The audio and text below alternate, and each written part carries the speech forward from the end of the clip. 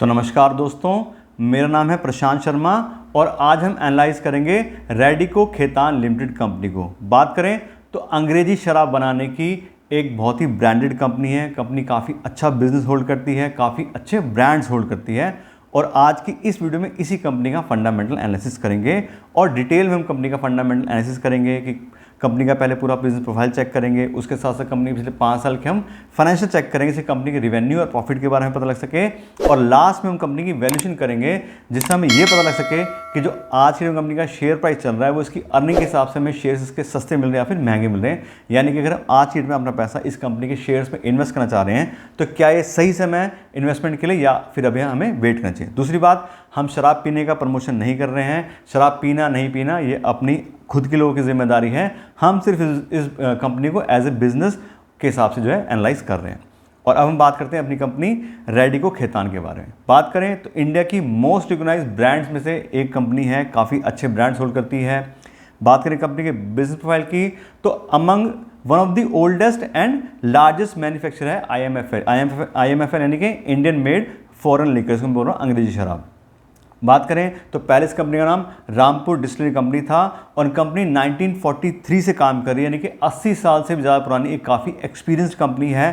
पहले company mainly major bulk spirit supplier और bottler काम करती थी दूसरे स्पिरिट मैन्युफैक्चरर्स के लिए और 1998 से कंपनी ने अपने भी खुद के ब्रांड स्टार्ट कर दिए थे लॉन्च करने। और कंपनी का जो पहला ब्रांड था वो था 8 PM विस्की और इस ब्रांड से कंपनी का बहुत ज़्यादा प्रॉफिट हो गया और काफ़ी अच्छे ब्रांड कंपनी ने उसके बाद भी लॉन्च कर दिए। उस बात करें अभी जो कंपनी करंट कौन कौन से ब्रांड होल्ड करती है तो कंपनी अभी मेनली 7 मिलियनर ब्रांड होल्ड करती है। उसमें से जो मेन ब्रांड है वो है Morpheus super premium brandy, 1965 spirit of victory premium rum, 8 PM premium black whisky, 8 PM whisky, Contessa rum, old admiral brandy and magic moment vodka. ये कंपनी के 7 ब्रांड हैं मेन जो कंपनी को सबसे ज़्यादा रेवेन्यू कमा के देते हैं। उसके बाद कंपनी की मार्केट पोजीशन की तो कंपनी बहुत सारे सेगमेंट में मार्केट लीडर है। बात करें कंपनी के मैजिक मोमेंट वोडका की तो वोडका की मार्केट के अंदर इंडिया के अंदर इस मैजिक मोमेंट वोडका का 58% का मार्केट शेयर है, नंबर 1 पोजीशन होल्ड करता है। ऐसी बात करें मोर्फस ब्रांडी की तो जो प्रीमियम ब्रांडी की कैटेगरी है उसमें 56% मार्केट शेयर होल्ड करता है और मार्केट को लीड करता है। काफ़ी जब हम बात की थी कंपनी के अच्छे ब्रांड्स हैं। फिर बात करें कंपनी का स्ट्रॉन्ग होल्ड है डिफेंस और इंटरनेशनल मार्केट में भी। One of the major supplier है ब्रांडेड IMFL का डिफेंस सेगमेंट में। जो डिफेंस सेक्टर का जो कैंटीन स्टोर डिपार्टमेंट CSD होता है उसको कंपनी सप्लाई करती है लिकर और एक उसकी मेजर सप्लायर है। साथ साथ बात करें कंटेसा रम की तो हाईएस्ट सेलिंग ब्रांड है डिफेंस सेगमेंट में। रम जो बिकती है वो सबसे ज़्यादा कंटेसा रम बिकती है और वो यही कंपनी बनाती है। उसके अलावा बात करें इंटरनेशनल मार्केट में भी कंपनी के ब्रांड काफ़ी अच्छे रिकॉग्नाइज्ड हैं और काफ़ी अच्छी पकड़ कंपनी की इंटरनेशनल मार्केट में है। बात करें एक्सपोर्ट की तो कंपनी 85 से ज़्यादा कंट्रीज़ में अपने लग्जरी प्रीमियम प्रोडक्ट्स को एक्सपोर्ट करती है। तो इंडिया में भी काफ़ी अच्छा बिजनेस है और कंपनी काफ़ी अच्छे से एक्सपोर्ट भी करती है। फिर बात करें कंपनी की मैन्युफैक्चरिंग फैसिलिटीज़ की, कंपनी कितनी फैक्ट्रीज हैं क्या हैं तो रामपुर उत्तर प्रदेश में कंपनी के पास 3 डिस्टिलरी हैं, एक कंपनी के पास में औरंगाबाद महाराष्ट्र में और अभी सितंबर 2023 में ही कंपनी ने नया प्रोडक्शन स्टार्ट किया अपने सीतापुर UP का जो प्लांट है वहाँ पे। तो कंपनी के एक प्लांट अभी 2023 में भी स्टार्ट कर लिया सीतापुर UP के अंदर नया जो बना है। उसके बाद कंपनी के रेवेन्यू ब्रेकअप की बात करें तो 2 टाइप की लिकर होती है, एक होती है IMFL और एक होती है नॉन IMFL यानी कि अंग्रेजी शराब और देसी शराब। तो IMFL का जो सेगमेंट है कंपनी को वहाँ से ज़्यादा रेवेन्यू होता है। इसमें प्रीमियम ब्रांड जो कंपनी बेचती है वहाँ से कंपनी को 48% होता है और रेगुलर जो ब्रांड कंपनी बेचती है वहाँ से 25% होता है और बाकी दूसरे जो अदर्स हैं वहाँ से 2%। और नॉन IMFL यानी कि देसी जो बेचती है कंपनी वहाँ से 25% होता है। तो कंपनी को देखें तो मेनली 75% जो IMFL से ही कंपनी को रेवेन्यू आता है। फिर बात करें कंपनी की ज्योग्राफिकल प्रेजेंस की तो कोई दिक्कत ही नहीं है, ऑल ओवर इंडिया सब अवेलेबल है, जहाँ से मर्जी ले लो। 29 स्टेट में जो है कंपनी की प्रेजेंस है। उसके अलावा कंपनी एक्सपोर्ट्स भी करती है और 6% के आसपास कंपनी का रेवेन्यू एक्सपोर्ट से भी आता है। फिर बात करें कंपनी की शेयर होल्डिंग पैटर्न की तो सभी लोगों ने दबा के इन्वेस्टमेंट किया इस कंपनी के अंदर। प्रमोटर्स के पास में कंपनी के 40% शेयर्स हैं, FIs के पास में 19% स्टेक है, DIs के पास में 25% स्टेक है, पब्लिक के पास में 16% है। FIDs का टोटल करें तो 44% इस कंपनी में इंस्टीट्यूशनल इन्वेस्टर्स ने स्टेक लिया हुआ है जो कि काफ़ी स्ट्रॉन्ग एक स्टेक कहा जा सकता है। प्रमोटर के पास 40% है, FIDs के पास में 44% है। तो मैं तो जितनी भी कंपनियाँ आजकल एनालाइज कर रहा हूँ मैं तो ये देख रहा हूँ जो अच्छी कंपनी है जिनका स्ट्रॉन्ग बिजनेस है वहाँ पे FIDs में बहुत ज़्यादा स्ट्रॉन्ग होल्ड लिया हुआ है, और जो ऐसी टेम्पररी छोटी मोटी कंपनियाँ हैं ना वहाँ पे पब्लिक ने ज़्यादा ले रखा है।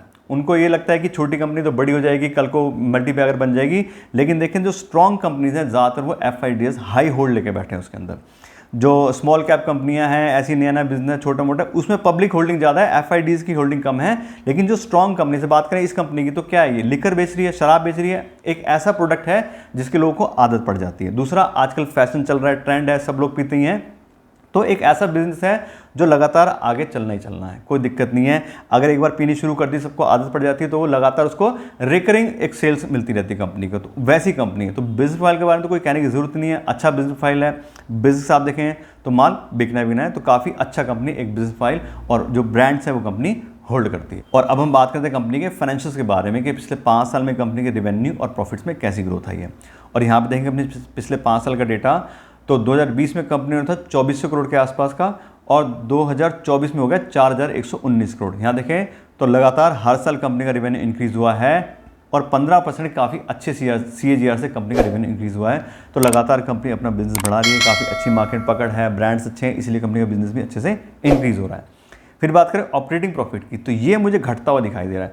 2020-21 में 16-17% था, 2022 में भी 24% था, फिर 23 और 24 में 11-12% पे आ गया है। तो कंपनी को कहीं ना कहीं या तो कंपटीशन झेलना पड़ रहा है या फिर इनपुट कॉस्ट इंक्रीज हो रही है, इसलिए कंपनी ऑपरेटिंग प्रॉफिट थोड़ा सा पिछले सालों में अपने यहाँ पे कम हुआ है, और उसका असर हमें यहाँ पे नेट प्रॉफिट में भी दिखाई दे रहा है। 2020 में कंपनी का नेट प्रॉफिट था 228 करोड़ का, और 2024 में भी 256 करोड़ है, तो 250 करोड़ के आसपास ही कंपनी का प्रॉफिट है। पिछले 5 साल से कंपनी के प्रॉफिट में बहुत ज़्यादा ग्रोथ नहीं दिखाई दे रही है। उस बात करें फ्री कैश फ्लो की, तो पिछले 5 साल में 3 साल कंपनी फ्री कैश फ्लो गई है। इसका मैं आपको रीज़न बताता हूँ अलग अलग। 2020 में company negative free cash flow गई, उसमें क्या था, सारा लॉकडाउन था, तो उस वजह से कंपनी को ज़्यादा खर्चा आया होगा। 2023 में जो कंपनी नेगेटिव में आई है -466 करोड़, इसका रीज़न है कंपनी ने सीतापुर में नया अपना डिस्टिल लगाई है, तो वहाँ कंपनी ने पैसा इन्वेस्ट किया होगा, तो उस वजह से company negative free cash flow हुई है। और 2024 का भी अभी वही 23 वाला ही सिस्टम भी चल रहा है, तो उस हिसाब से देखें तो company negative free cash flow गई है, लेकिन रीजनेबल है कि क्यों company negative free cash flow गई है। लेकिन फिर बात करें तो company negative free cash flow में गई है, तो एक नेगेटिव पॉइंट है। ऐसी कंपनी जो अच्छे से अपने प्रोडक्ट बेच रही है, प्रॉफिट बढ़िया है, तो उसके पास में फ्री कैश फ्लो भी अवेलेबल होना चाहिए। लेकिन बात करें तो अभी इस कंपनी में ज़्यादा फ्री कैश फ्लो दिखाई नहीं दे रहा है। फिर बात करें डिविडेंड की, तो थोड़ा बहुत कंपनी डिविडेंड पेमेंट करती है, 12%, 16%, 2023 में दिया 20%, तो मैक्सिमम पिछले 5 साल में कंपनी ने 20% ही डिविडेंड दिया है, तो बहुत ज़्यादा डिविडेंड कंपनी पेमेंट नहीं करती है। उसके बाद करें डेट बाय इक्विटी रेशो की, तो कंपनी का डेट बाय इक्विटी रेशो 0.34, यानी कि कंपनी ने 34% लोन लिया हुआ है 100% इक्विटी अगेंस्ट, तो कंपनी ठीक ठाक लोन भी होल्ड करती है। अब कोई भी कंपनी अगर लोन होल्ड करती है तो उसके अगेंस्ट हम अगला पैरामीटर चेक करते हैं इंटरेस्ट कवरेज रेशो, जिससे हम ये पता लग सके कि कंपनी को जो हर साल इंटरेस्ट पेमेंट करना है उसके लिए कितना पैसा उसके पास अवेलेबल है, जिससे वो आराम से अपना इंटरेस्ट पेमेंट कर ले। और यहाँ देखें तो कंपनी का इंटरेस्ट कवरेज हो रहा है 7 टाइम्स का, जो कि अच्छा नंबर है। यानी कंपनी के पास डेट जरूर लिया हुआ है, लेकिन उसको अच्छे से पैसा अवेलेबल है, अगले 7 साल तक कंपनी उस पैसे से अपना इंटरेस्ट पेमेंट कर सकती है, ये पैरामीटर हमें बता रहा है। उसके बाद करें रिटर्न ऑन इक्विटी की, तो कंपनी का रिटर्न ऑन इक्विटी देखें तो थोड़ा सा लोअर साइड पे ही है। पिछले साल का 11% और पिछले 5 साल की एवरेज भी 13% की, जबकि 15% या उससे ज़्यादा किसी कंपनी का रिटर्न ऑन इक्विटी होता है उसको अच्छी कंपनी मानते हैं। लेकिन यहाँ देखें तो कंपनी रिटर्न इक्विटी मानने में थोड़ी सी पीछे जा रही है। उसका रीज़न वही है कि कंपनी का ऑपरेटिंग प्रॉफिट कम हो गया है, तो उस वजह से कंपनी का रिटर्न ऑन इक्विटी भी कम हो गया। तो कुल मिलाकर बात करें तो कंपनी ने अपनी पिछले 5 साल में सेल्स तो बढ़ाई है, लेकिन अभी कंपनी ऑपरेटिंग प्रॉफिट में थोड़ा सा गिरावट आई है, इसलिए कंपनी का नेट प्रॉफिट भी कम हो गया है, उसी वजह से ROE भी कम हो गया है। फ्री कैश फ्लो बहुत ज़्यादा कंपनी के पास में नहीं है, 3 बार कंपनी पिछले 5 साल में नेगेटिव में गई है। तो कुल मिलाकर बात करें तो ब्रांड्स वगैरह अच्छे हैं, बिजनेस अच्छा है, लेकिन बात करें तो फाइनेंशियल ठीक ठाक है, बहुत ज़्यादा स्ट्रॉन्ग कंपनी फाइनेंशियल यहाँ पे नहीं दिखाई दे रहे मेरे को। और अब हम बात करते हैं कंपनी की वैल्यूएशन के बारे में कि आज की डेट में कंपनी का शेयर प्राइस चल रहा है, वो इसकी अर्निंग के साथ हमें सस्ते शेयर मिले या फिर महंगे शेयर मिल रहे हैं। और मैं आपको बता दूं, इस तरह की कंपनी की वैल्यूएशन करने के लिए मैं यूज़ करता हूं डिस्काउंटेड कैश फ्लो एनालिसिस। उसके अंदर हम कंपनी को फ्री कैश फ्लो को वैल्यू करते हैं कि कंपनी कितना फ्री कैश फ्लो जनरेट कर रही है, उसके हिसाब से इसकी कितनी वैल्यू बनती है। और अभी हमने कंपनी के फाइनेंशियल चेक किए थे, उसमें कंपनी के फ्री कैश फ्लो का डेटा भी चेक किया था। तो पिछले 3 साल का हम कंपनी का फ्री कैश फ्लो चेक करते हैं, तो 2022 में कंपनी का था 86 करोड़ फ्री कैश फ्लो, 2023 में नेगेटिव गया -466 करोड़, और 2024 में company negative free cash flow गई है -56 करोड़। अब पिछले 3 साल का हम टोटली अगर देख रहे हैं तो negative company free cash flow में गई है 436 crore negative free cash flow है।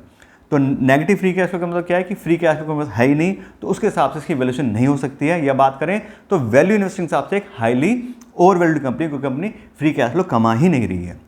लेकिन बात करें तो फ्री कैश फ्लो के हिसाब से कंपनी की वैल्यूएशन नहीं कर पा रहे हैं या उसको हायर वैल्यू में आन रहे हैं, तो हम इसको प्राइस बाय अर्निंग रेशियो के हिसाब से और प्राइस बाय बुक वैल्यू के हिसाब से चेक करते हैं, उस हिसाब से कंपनी सस्ती मिल रही है या फिर महंगी मिल रही है। तो बात करते हैं पहले कंपनी के शेयर प्राइस की। तो आज की कंपनी का शेयर प्राइस है वो 1660 रुपये के आसपास कंपनी के शेयर ट्रेड कर रहे हैं। और इस शेयर प्राइस से जो कंपनी की प्राइस बाय अर्निंग रेशियो आ रही है 87 की, तो बहुत ज़्यादा हायर पीवाई कंपनी के शेयर ट्रेड कर रहे हैं, जबकि इंडस्ट्री की पीवाई देख करें तो वो भी 32 की है। तो 32 ठीक है, लेकिन उसके अगेंस्ट 87 का लोग इसको मल्टीपल पे जो है एक तरीके से वैल्यूएशन दे रहे हैं, तो हायर वैल्यूएशन में कंपनी जा रही है। ऐसी कंपनी का price by book value check करें तो वो भी 9 टाइम्स का आ रहा है, जबकि इंडस्ट्री का 7 टाइम्स का है। तो price by book value, price by earning value दोनों के हिसाब से कंपनी हाईली ओवर वैल्यूड है। 87 बहुत ज़्यादा हाई होती है पी/ई। और साथ साथ बात करें तो कंपनी फ्री कैश फ्लो भी होल्ड नहीं करती, तो उस हिसाब से कंपनी ओवर वैल्यूएशन में है। तो बात करें तो कंपनी अच्छी है, ब्रांड्स अच्छे हैं, फाइनेंशियल भी ठीक ठाक है। अभी प्लांट लगाया, हो सकता है आने वाले टाइम में कंपनी फिर से फ्री कैश फ्लो मैनेज कर ले अपना, वो एक अलग चीज़ है। लेकिन बात करें तो अभी फ्री कैश फ्लो नहीं है, वो हमने मान लिया, चलो ठीक है, उसका जो भी रीज़न था। लेकिन देखें तो company price by earning ratio, यानी कि प्राइस बाय अर्निंग रेशियो मतलब क्या होता है कि प्रॉफिट पे हम उसको चेक कर रहे हैं। फ्री कैश फ्लो की जगह हम उसको प्रॉफिट पे भी चेक कर रहे हैं, तो प्रॉफिट के हिसाब से भी कंपनी महंगी है। प्राइस बाय अर्निंग मतलब प्राइस कितना है और अर्निंग कितनी, अर्निंग मतलब नेट प्रॉफिट, तो नेट प्रॉफिट हिसाब से भी कंपनी महंगी है और फ्री कैश फ्लो से भी कंपनी महंगी है। तो मेरे हिसाब से अभी सही समय नहीं इस कंपनी इन्वेस्टमेंट करने के लिए। कंपनी अच्छी है, बिजनेस अच्छा है, लेकिन हम ओवर वैल्यूएशन में कंपनी खरीदेंगे तो बहुत ज़्यादा रिस्क हमारा इंक्रीज हो सकता है कल को कंपनी परफॉर्म ऐसा करे ना करे, जो भी चेक कर रहे हैं डेटा उसका क्या पास रिकॉर्ड है। तो उस हिसाब देखें तो मेरे हिसाब से कंपनी में अभी सही समय नहीं है अपना पैसा इन्वेस्ट करने के लिए। हाँ, अगर आपने ऑलरेडी अपना पैसा इन्वेस्ट किया है तो इन्वेस्टेड रहिए। आपका पोर्टफोलियो में कितना परसेंटेज आपने इस कंपनी में रखना है वो थोड़ा चेक कर लीजिए। तो अगर आप इन्वेस्टेड हैं तो आप इन्वेस्टेड, कोई दिक्कत नहीं है, लेकिन नया पैसा अगर आप इन्वेस्ट करना चाह रहे हैं तो मेरे हिसाब से थोड़ा वेट करके कंपनी का प्राइस में करेक्शन आए तब हम इसको करेंगे तो ज़्यादा अच्छा रहेगा। बाकी वही बात है कि मेरा पॉइंट ऑफ व्यू है, अगर आपको प्राइस ठीक लग रहा है, आपको लग रहा है कंपनी बहुत अच्छी है और कंपनी का फ्यूचर अच्छा है, तो आप अपने हिसाब से चेक कर लीजिए, जो प्राइस आपको ठीक लगता है आप उस पर इन्वेस्टमेंट के लिए देख सकते हैं। तो इससे बात करें तो कंपनी के बारे में आपको डिटेल नॉलेज दे दी है। आशा करता हूँ वीडियो अच्छी लगी होगी। अगर आपको वीडियो अच्छी लगी हो तो उसको लाइक और शेयर जरूर कीजिएगा और साथ साथ मेरे चैनल को भी सब्सक्राइब कर लीजिएगा। Thank you so much.